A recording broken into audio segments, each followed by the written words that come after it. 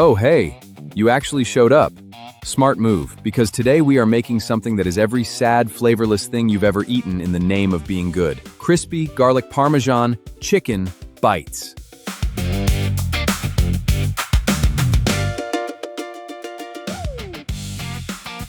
Making a garlic cream dipping sauce from scratch. Creamy, tangy, garlicky. Basically the dip your chicken has been waiting its whole life for. You're welcome. Let's start with half a cup of mayonnaise. Creamy, rich, keto-friendly, basically the foundation of good decisions. Now add a quarter cup of sour cream.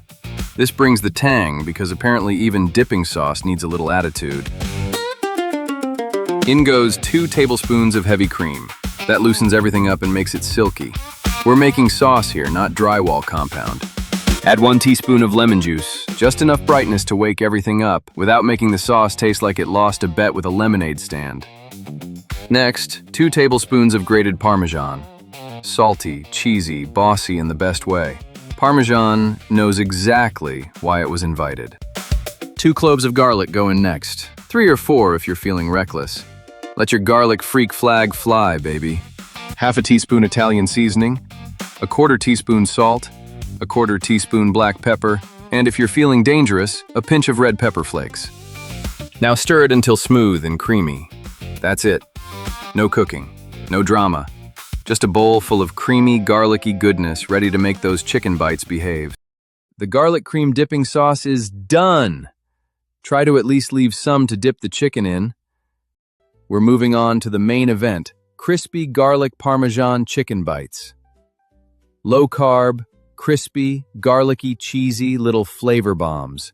Let's get to it.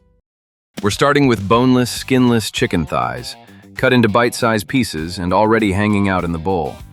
First things first, pat that chicken dry. Moisture is the enemy of crispy. Add 1 tablespoon of olive oil.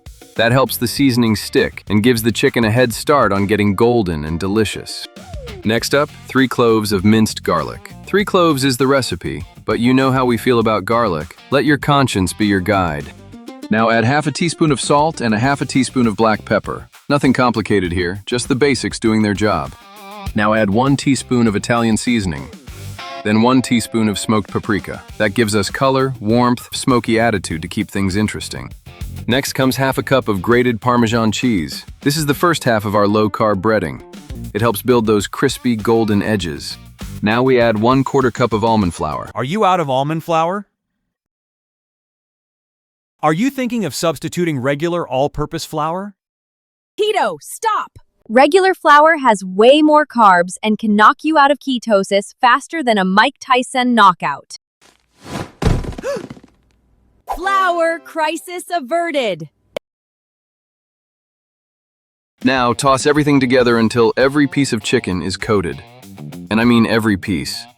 We want that Parmesan almond flour breading hanging onto every bite like it pays rent. Now heat a skillet over medium to medium-high heat. Add the remaining 1 tablespoon of olive oil and let that pan get hot. Not kind of warm, hot. Add the chicken in a single layer. Single layer means single layer. Do not pile it up like a chicken traffic jam. Crowded chicken steams. Spaced out chicken gets crispy. And crispy is why we all showed up today. Cook the chicken for about 4 to 5 minutes per side until it's golden brown, crispy around the edges, and cooked through. You're looking for that beautiful Parmesan crust on the outside and juicy chicken on the inside. Low carb, crispy, cheesy, garlicky, and dangerously snackable. And if you think we use too much garlic, just remember, keto made me do it.